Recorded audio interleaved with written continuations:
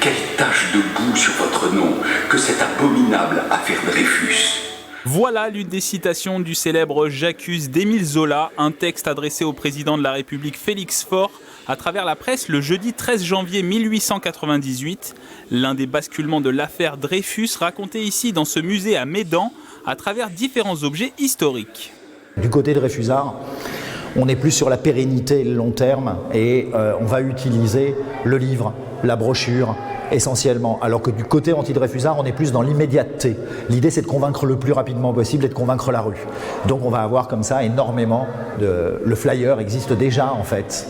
Il est différent, il est rond, il est petit, on le met en pile, on se met à un balcon, on le lance et il vole, d'où flyer.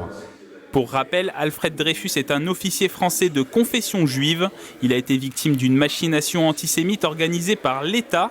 Cette affaire résonne avec la lutte contre l'antisémitisme et le racisme, des sujets abordés à travers la visite du musée Dreyfus, pensé avec un volet pédagogique destiné aux élèves des collèges et lycées.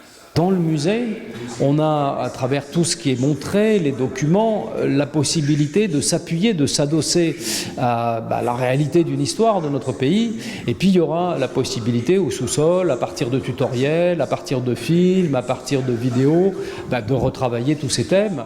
Juste à côté du musée Dreyfus, la maison d'Émile Zola. Elle est ouverte au public de 1985 jusqu'en 2011.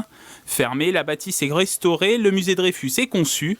Une restauration fidèle à l'époque d'Émile Zola comme son cabinet, le bureau où il a écrit ses plus grandes œuvres.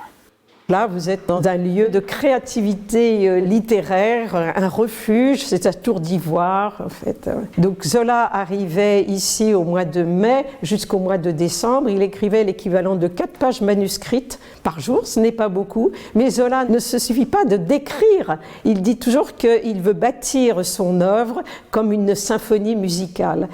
La bête humaine, l'Assommoir ou Germinal, les lignes de ses œuvres résonnent encore dans ses murs, au bonheur des visiteurs qui pourront découvrir ce site au destin lié à partir du 28 octobre 2021.